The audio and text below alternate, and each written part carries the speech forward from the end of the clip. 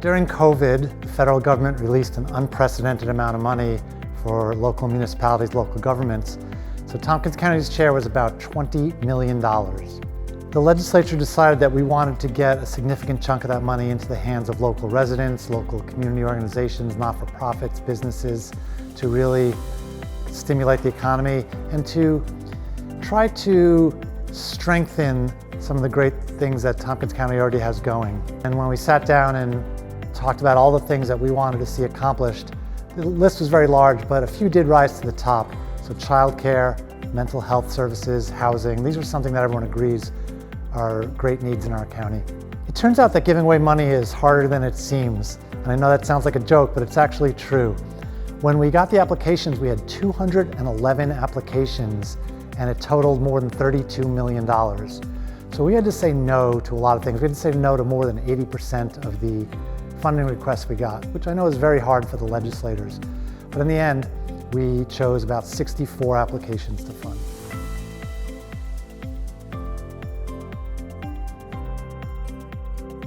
So what we're doing is we are upgrading our laryngoscope options. What we've done is upgrade our equipment now to go to video laryngoscopes, which is kind of the modern equivalent or modern times. The standard now. So these video laryngoscopes will help us secure an airway a lot quicker, a lot more rapid with a higher success rate. And you'll have ultimately better patient outcomes.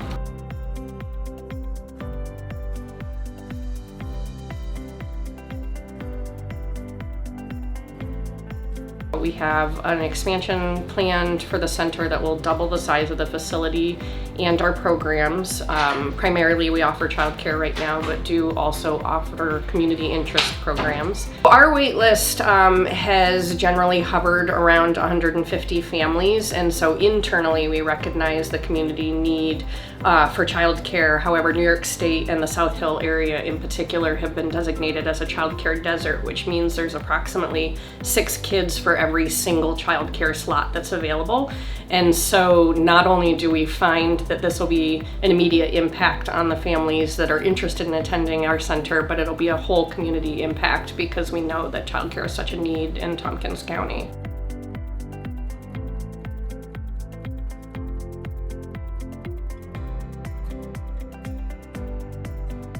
So this is the Tompkins Food System Summit of 2023. Tompkins Food Future, which is the organization and initiative that I'm working with. We've been doing local food system gatherings. We've been doing food summits for the past 3 years, and this is the first time we've gathered people together for a multiple day event. We have over 30 presenters from across the food system working in different areas. We are really inviting people and asking people to help us understand and to help us all pull together the resources that we need to work better as a system, to create structures that make it easier for us to collaborate and not harder.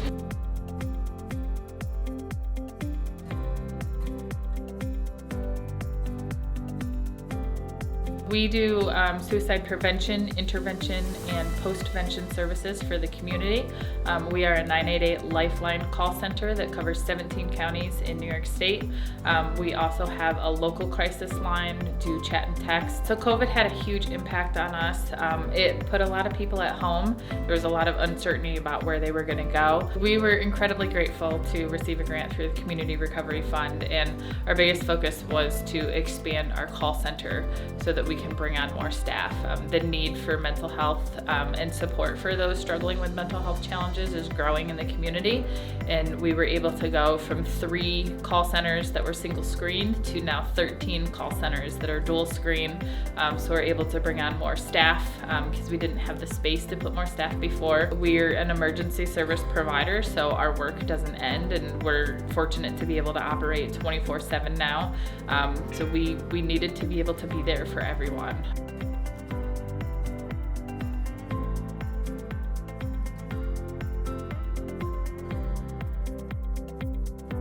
The Guycona Learning Project is a project based in Ithaca, New York, and we are a partnership of Indigenous and non-Indigenous partners that work together to revitalize language, culture, and provide community-wide education about Guyacono people, past and present. Guyacono language is critically endangered according to UNESCO guidelines, and there are less than 10 L1 speakers remaining. There are so many things embedded in language that are tied to culture and land base and worldview that, if lost, are really difficult to recover from, especially from learning a language out of a book or out of any sort of third-party record keeping or things like that. The Community Recovery Fund grant was instrumental in the phase of growth for the organization required to move us into a sustainable place. We were able to hire an Indigenous person to help manage the organization myself throughout the last year. And what that allowed was the folks with the expertise that were already involved, Stephen Henhock and Michelle Seneca, to focus more discreetly in the areas that their time is best spent.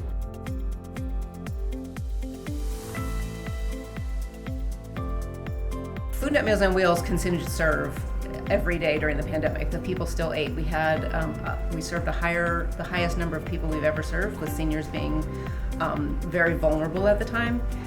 Our staff still served. I think the resources were focused on getting those meals out to people, and we didn't spend a lot of time on the structure itself, on the facilities. This project allows us to maintain our building, which is the home for our work. So we can't produce the meals for the 400 clients that we serve daily without having a facility that's going to be accommodating this work. So the roof, the entryway, the back entrance, it allows us to be more efficient and just be able to serve more people.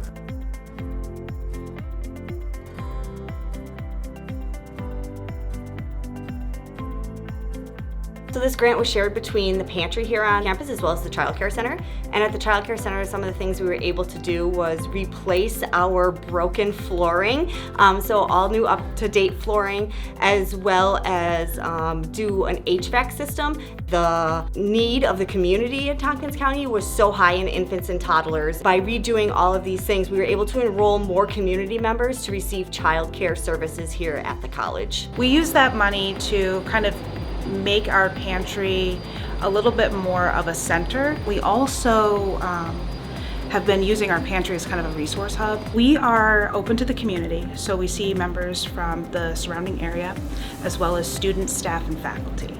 So we about 800 adults. Last month, November, we saw 211 children. We served 211 children, and then about 76 seniors, over a course of about 600 and some odd visits. And that's with a week closed for Thanksgiving.